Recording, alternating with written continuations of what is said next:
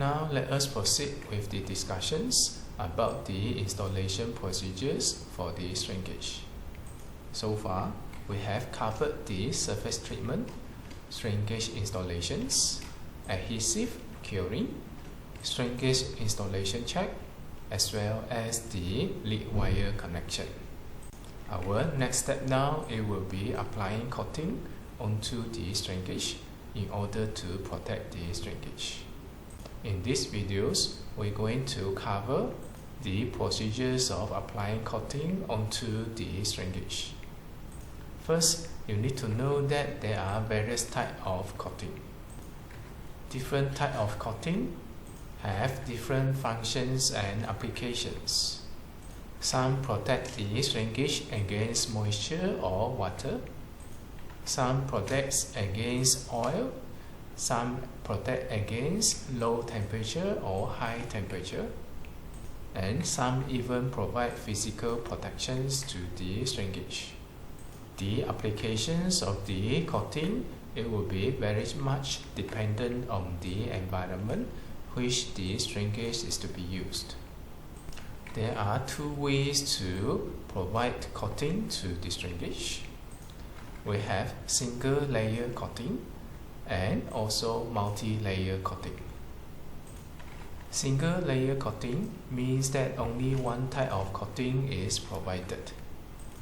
As for the multi-layer coating, it will be combinations of various types of coating in order to protect the strain gauge. In general, depending on the environment as well as the risk of exposures of the strain gauge to the environment, you will need to determine the type of coating to be applied to the strain gauge. If the coating required is more than one, multi-layer coating may be used. If you only require one type of coating, then single layer coating will be applied.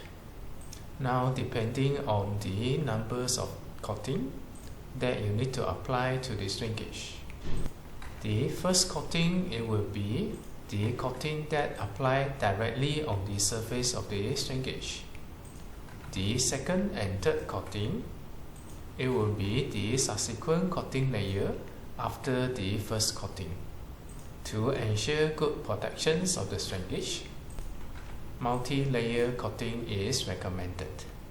Now, the selections of correct coating for operating environment is crucial.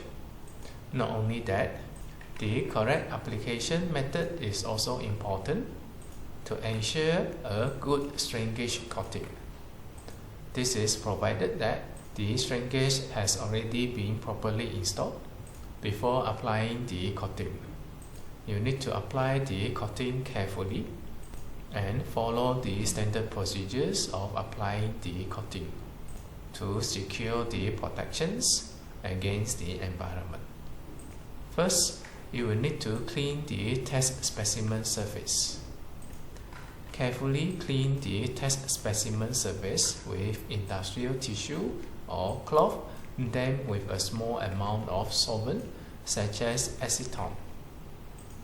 The area that is to be covered with coating must be cleaned, abraded and degreased so that it is free from impurities.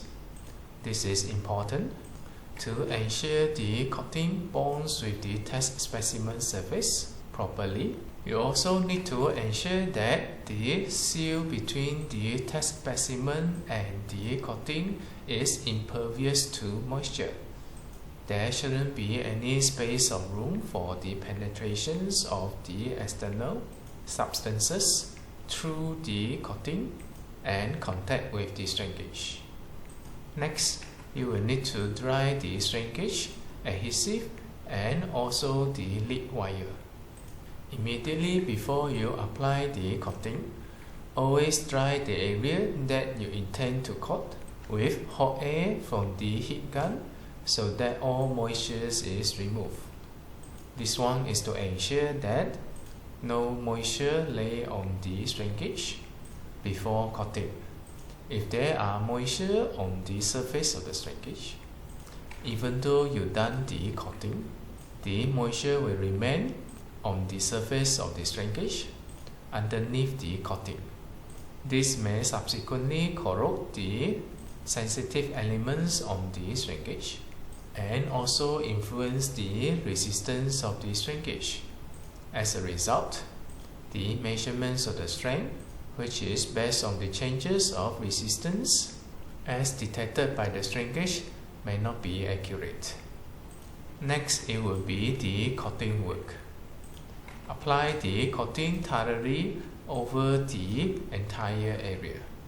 You need to ensure that there is no cracks or gaps on the coating and also between the coating and the test specimen surface. You are recommended to apply multiple thin layers of coating rather than a single thick layer. This will give you better protections than with a single thick layer coating. Next is about the applicable area. Ensure that the layer of gauge adhesive is also covered by coating and that the coating encloses the shrinkage, the adhesive and also the lead wire. You need to make sure the coating covers everything, and the recommended coated area, it will be about 20 to 30 mm offset from the gauge adhesive, as it is possible for adhesive to gradually leak moisture and then convey the moisture to the shrinkage. Next, it will be securing the lead wire. There are many instances where problems with insulating losses are due to the moisture leaking through the lead wire. Particular care should be taken with the applications of the coating to the point where the lead wire emerges. The lead wire should also be firmly secured during experiment. This is because the lead wire movement during the experiment can cause cracking of the coating layer around the lead wires.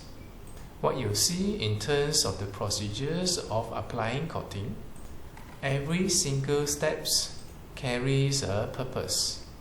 You need to pay attention while applying the coating in order to ensure accurate measurements of the shrinkage. Again, based on my personal experience, frankly, I was not exposed to the proper way to do the coating. When I was doing my postgraduate studies, I observed how my seniors deal with the coating, replicate the procedures without actually going through the guides and manuals. Many steps as discussed in this video, not knowingly I have skipped, and this brings to a risk of inaccurate measurements of the shrinkage. Many postgraduate students might have the same feeling as I was. I thought applying coating, installing shrinkage is an easy task. What was taught by our seniors or lab technicians, I never went to verify and cross-check through the proper manual. They may not know the full process of applying the coating. Specifically, I was careless on this step, did not actually went through careful cleaning of the specimen using the industrial tissue with a small amount of solvent such as acetone to clean up the surface of the test specimen. This may influence the quality of the bond between the coating materials and the test specimen. I was not aware of its necessity. The second thing that I missed when I previously used shrinkage is that I did not use a hot gun to dry the area that to be coated. Although my test specimen was not exposed to the moisture, but I did not go one step further to totally remove the potential moisture on the surface of the specimen as well as the surface of the shrinkage. Another mistake that I did was that I applied the coating in one single thick layer. As it is stated here, applying multiple thin layers of coating, it will give you better protections than one single thick layer. It is only when I prepare this module, going through the entire process here, that I realized that my coating protections to the strain gauge may not be fully thorough. I did not abide to the recommended applicable area of 20 to 30 mm offset distance from the adhesive. During then, I thought covering the strain gauge is sufficient enough to protect the strain gauge, not knowing that the adhesive could be the leak to the moisture, allowing the moisture ultimately to reach to the strain gauge.